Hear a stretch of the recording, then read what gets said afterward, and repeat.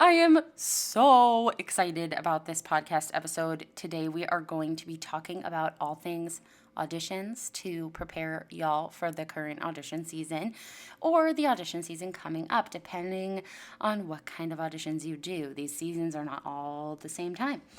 But anyway, if you follow me over on Instagram, you know I have 1,010 things to say about auditions and my relationship with auditions, which I will get into later in the episode.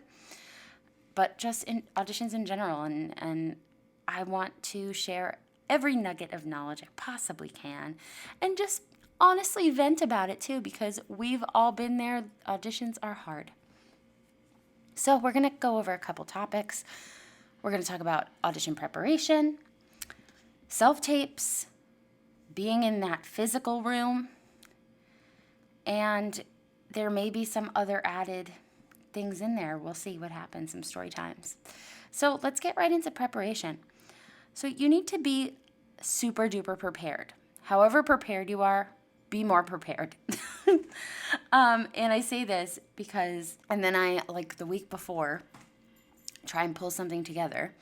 And then I'm too anxious about every other part of the audition process that I start losing the words. I start losing the music. It's not quite in my voice yet. Auditions take you on such a whirlwind of emotions, especially for your nervous system. So these things need to be so hyper prepared that when you go into that room and get completely blown away with all of the things going on in your body, you can still do the thing. Okay?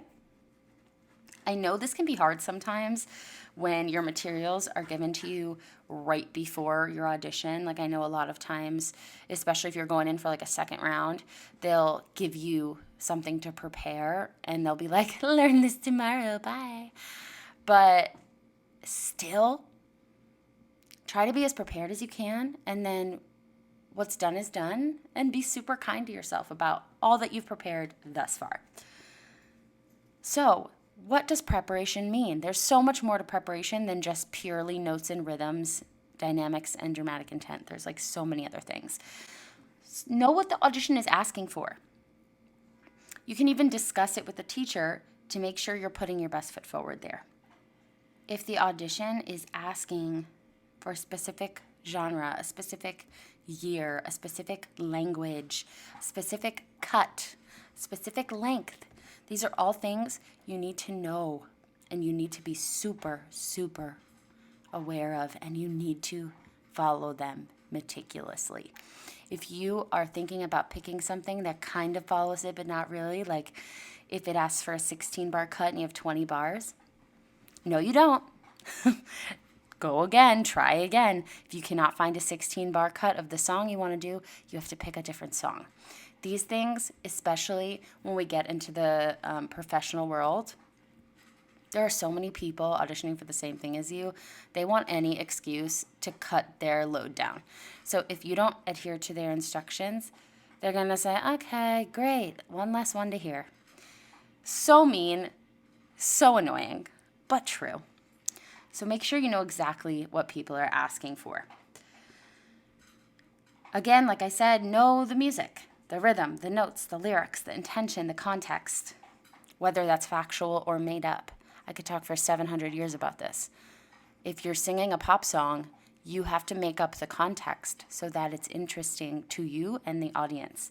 Just because it's not from a show doesn't mean it doesn't have context. Okay, this is a big one. Know what you're wearing. I have an absolute horror story about this, and I will explain that later after I tell you all the other things you need to prepare, because the list goes on. Know what you're wearing. Know what you're doing with your hair and makeup if you are a hair and makeup wearing human. Know everything you're doing beforehand that day. Even if it's a self-tape, if it's not a self-tape, know everything that you're going to do. Know all the equipment that you need if you're doing a self-tape, like lighting, location, time of day, who's in the room with you. Or maybe if you need materials for a live audition, know what the materials are that you need. Have them meticulously prepared ahead of time. These are all really important.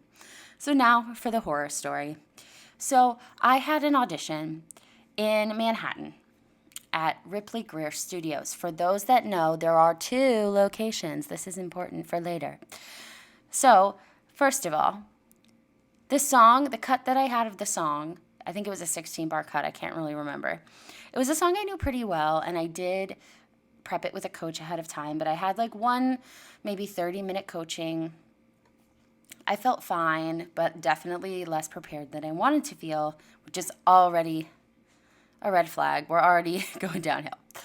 So my next red flag, I was like, oh, I'm going to be in the city. I lived in Queens, so going into Manhattan was kind of a big event for me. So I was like, oh my God, I should hang out with a city friend. So I made plans, literal plans, to hang out and get coffee and bagels and cream cheese and whatever with a friend beforehand. What else did I do?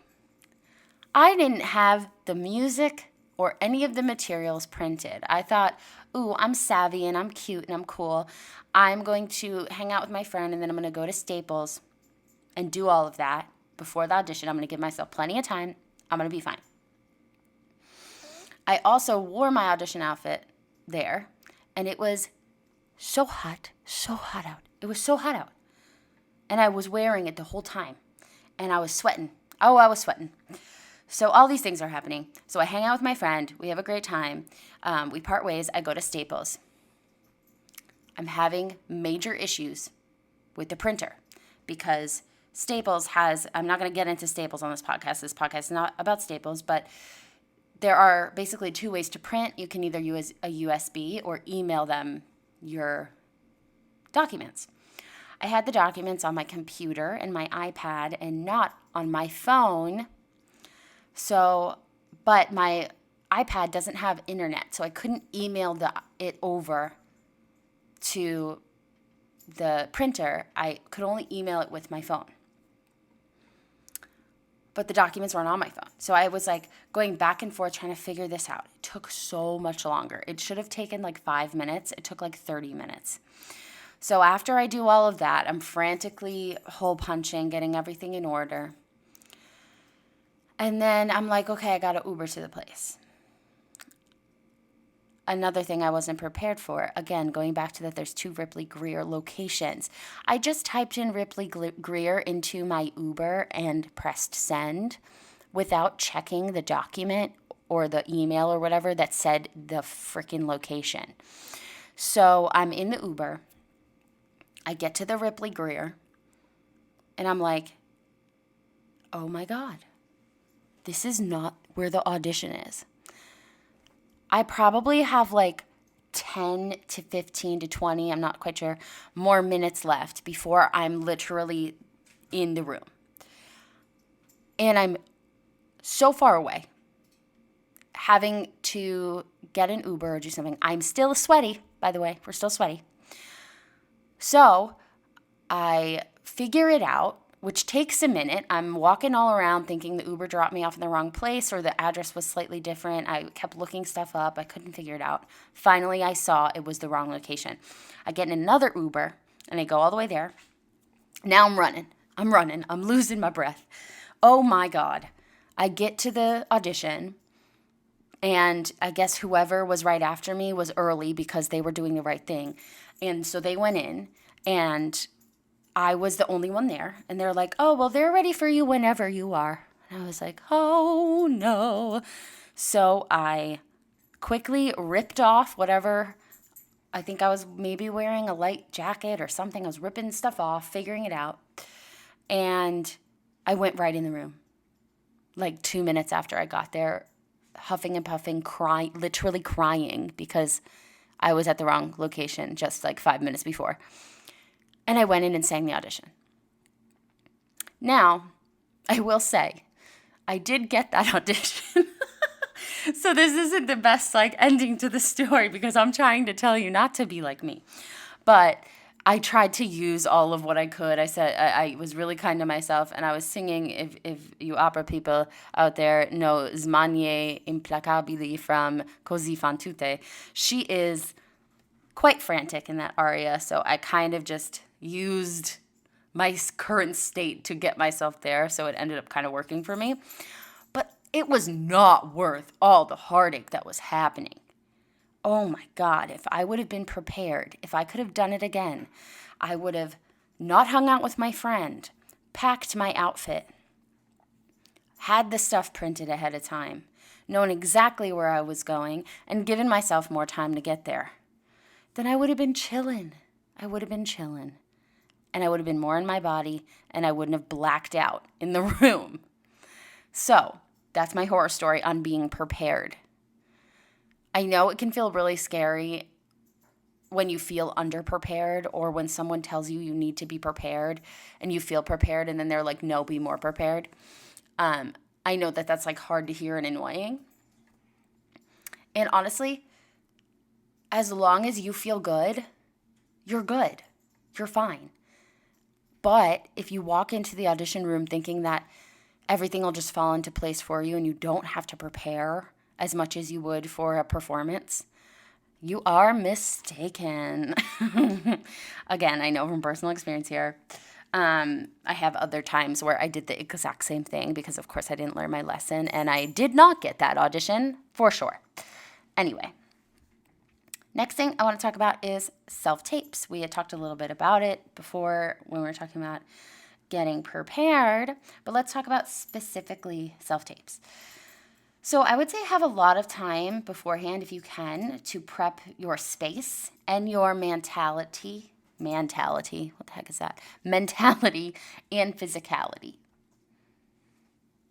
Have a lot of time to prep your space, yourself, both mentally, I can't say the word, mentally and physically. I kind of want to say it one more time. Prep the space and yourself beforehand. You will thank yourself for giving you that you time to do it. Of course, this is all in the confines of what you can do, because all my auditioning homies that are doing this every single day, I know you got life to live, and you can't just dedicate 7 hours every time you film a self-tape to like sing 16 bars and then watch a TV show and then sing 16 more bars and then go for a run and like have a whole you day. That's the ideal situation. But do with this what you will. Okay, hydration. If you are trying to hydrate with water, liquid that you are drinking, you need to hydrate starting 1 to 2 days before your audition. Little thing about the body.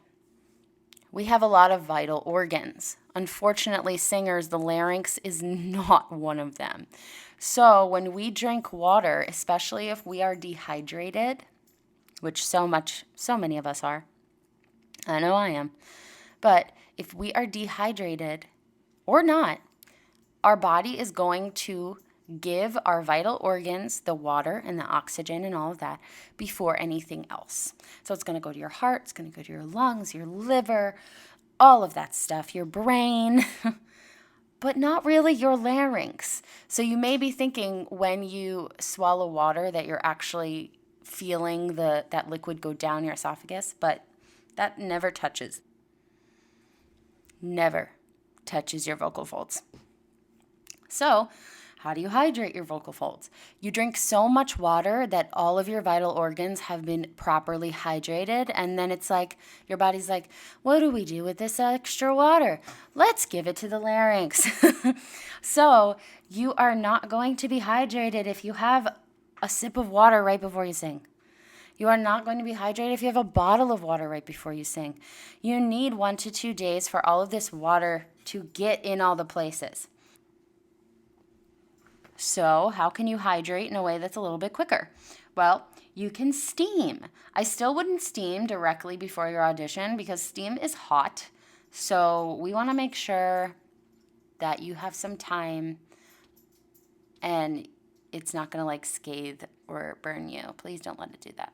But we want to make sure that we're not just immediately sticking hotness onto our vocal folds and then just going.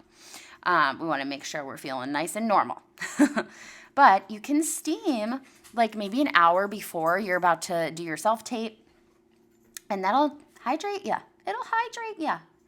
So I want to talk about another horror story I have about me having a mental breakdown while recording my self-tapes. This has a lot to do with preparation as well, but specific to self-tapes. So I was recording an audition, and this was music that I knew like the back of my hand. So what was the problem, you ask? Simple. I didn't prep anything except the music before this self-tape. So first, I had to pick out an outfit. So I was like, okay, I'll just do that in the morning. I was like, I'll do it in the afternoon. I'm going to record in the afternoon. So when I get up, I'll pick out my outfit. I go in my closet. I'm trying things on. Nothing is feeling right. Things aren't fitting. I was getting used to my new body, taking a lot of medications, and my body didn't look the same in the clothes that I had. Some of them didn't fit anymore. And if anyone's ever experienced that, it's kind of the worst. So I'm having a mental breakdown because none of my clothes look good.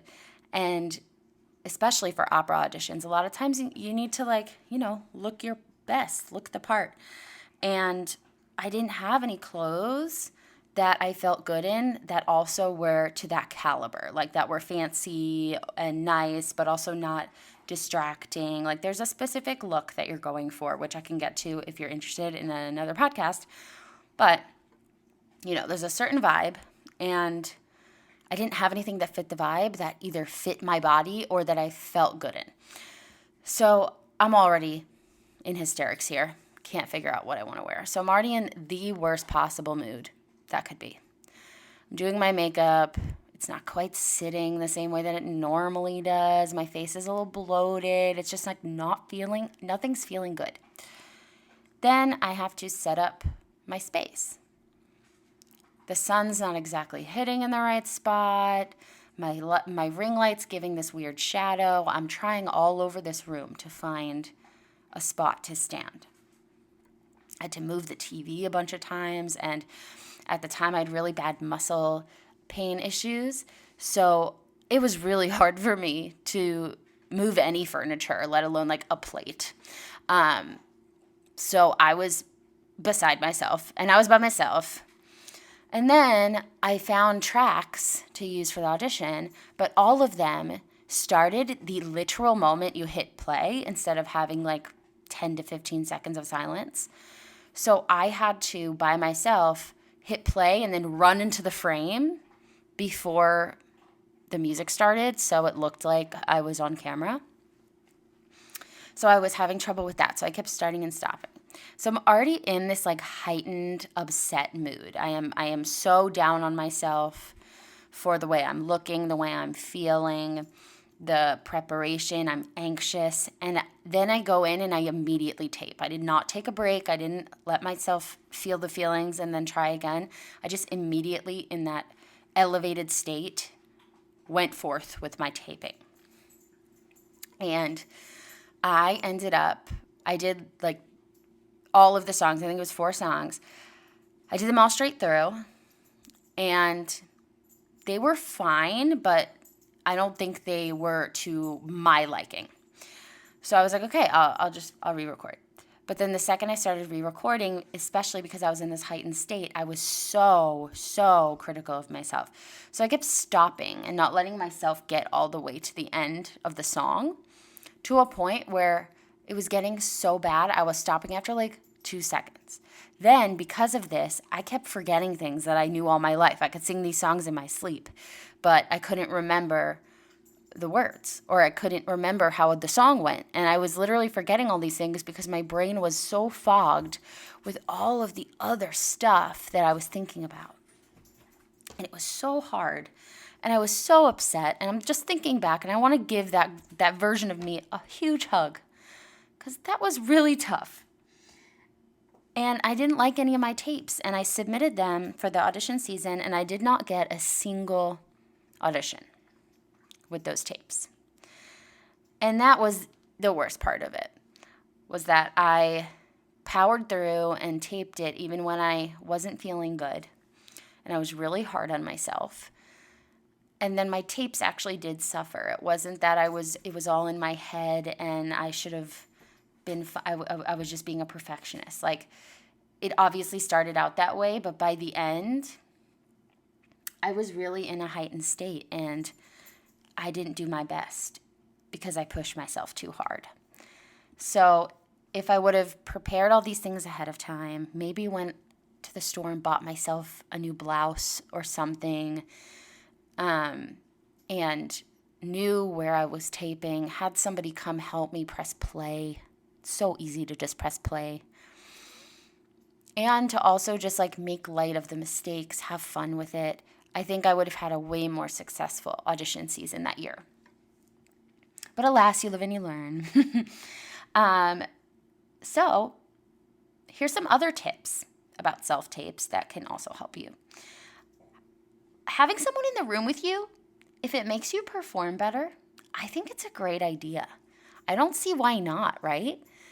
I mean, it can be embarrassing for some. Like if you're feeling like that feels bad to you, then don't do it. But for me, like I feel better when I sing in front of people because the adrenaline I get when I sing in front of people actually helps me rather than hinders me. I know it hinders some. So having someone in the room so that you're not so hard on yourself is real good. Plain background is always good. Something that's not distracting. If there's a lot going on in your background, like I've got my living room has ravens' fat heads all over it. If I record in this, no. So clothes, I want to go on in another podcast because it's so much. Also, if you're hearing clickety-clacketing, that is my puppy. Other thing, make it light and fun. Another thing, take breaks. Please take breaks. I didn't take breaks. It wasn't helpful. Sing a song, sit on the couch and watch an episode of Friends. This is, of course, if you have time to do this. Watch Friends. Calm down. Do another recording. Have lunch. Let it digest.